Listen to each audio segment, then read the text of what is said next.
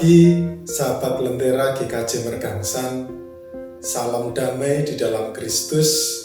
Biarlah kekuatan, kesehatan yang daripadanya senantiasa melimpah dalam kehidupan kita sekalian. Bapak, Ibu, dan saudara-saudara yang terkasih di dalam Tuhan kita Yesus Kristus, begitu juga pendengar setia yang senantiasa mengikuti Lentera GKJ Mergangsan. Pada kesempatan kali ini kita berjumpa lagi untuk kembali merefleksikan akan firman Tuhan sebagai bahan renungan kita untuk menjalani kehidupan, sehingga apa yang boleh kita lakukan dalam kehidupan ini sesuai dengan firman Tuhan. Oleh karena itu, sebelum kita bersama-sama merenungkan firman Tuhan, mari kita berdoa. Ya Tuhan Allah Bapa Surgawi, Engkau Tuhan yang penuh dengan limpahan berkat.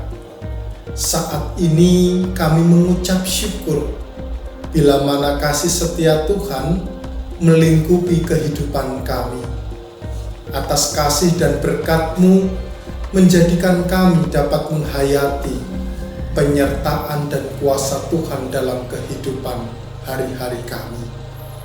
Dan pada kesempatan kali ini, izinkan kami serta mampukan kami untuk dapat mendengarkan firman Tuhan, sehingga setiap jalan yang kami lalui hanya karena firman-Mu dapat mendatangkan kesukacitaan dan damai sejahtera.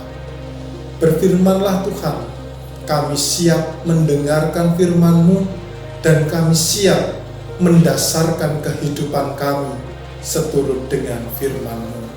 Hanya di dalam nama Tuhan kami Yesus Kristus Sang Sumber Keselamatan kami berdoa. Amin. Bapak, Ibu, dan saudara-saudara yang terkasih di dalam Tuhan, di dalam Jawa ada satu filsafat yang cukup menarik yang perlu untuk kita bahas pada renungan Lentera pagi GKJ Mergangsan. Filsafat Jawa itu mengatakan bahwa kena iwake ora butek banyune. Dalam filsafat Jawa itu sebenarnya ingin menunjukkan tentang bagaimana kita bisa menyelesaikan permasalahan, atau lebih kepada problem solving.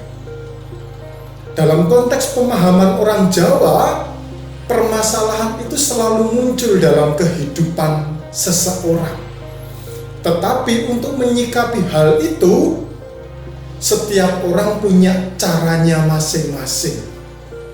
Ada yang tidak memperkeruh suasana, tidak butek banyune, tetapi juga ada yang justru masalah itu menjadi semakin melebar, sehingga bukan hanya ikannya saja yang didapat, tetapi air yang ada di kolam ataupun ada di sungai itu menjadi keruh.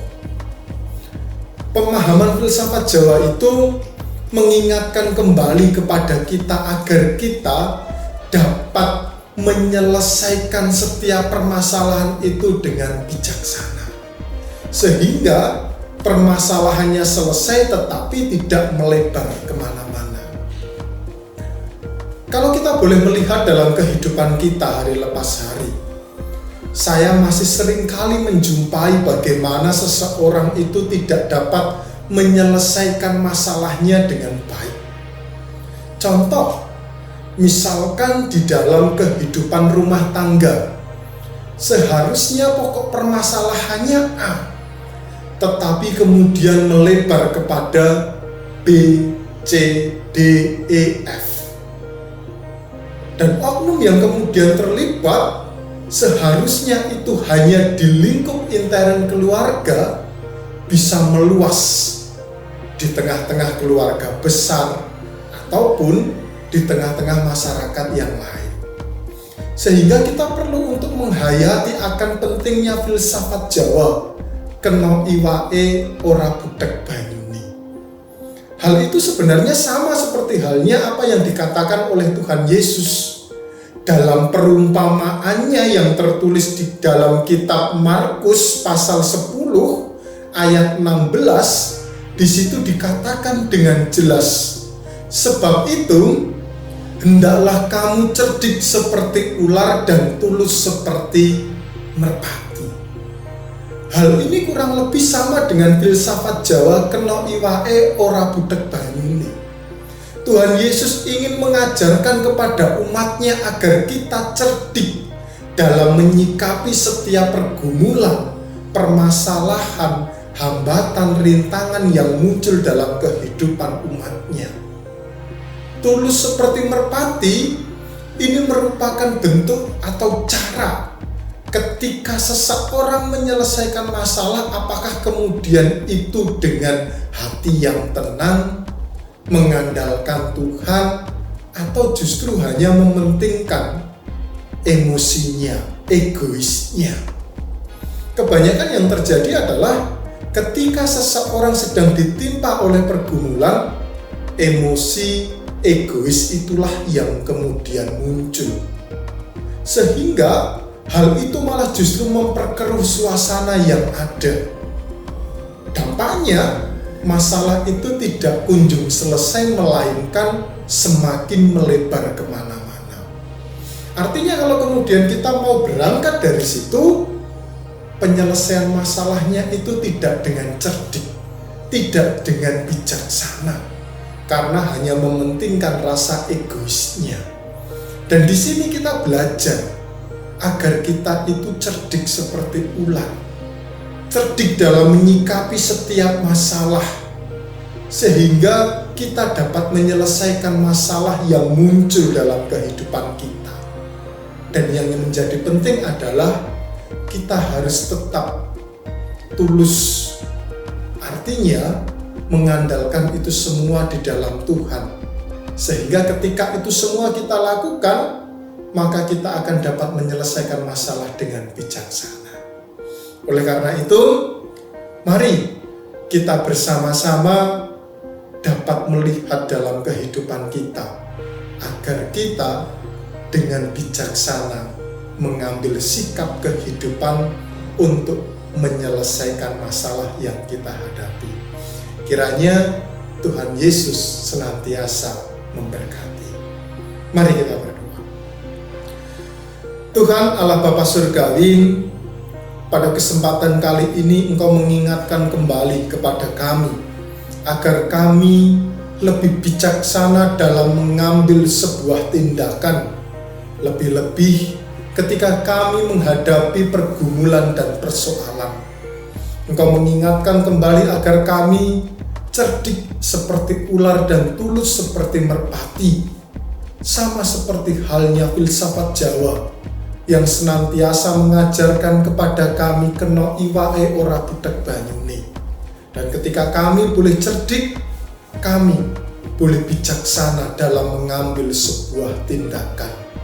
Mampukan kami Tuhan agar kami dapat menjadi pribadi yang bijaksana, sehingga setiap pergumulan kehidupan dapat kami jalani dengan baik.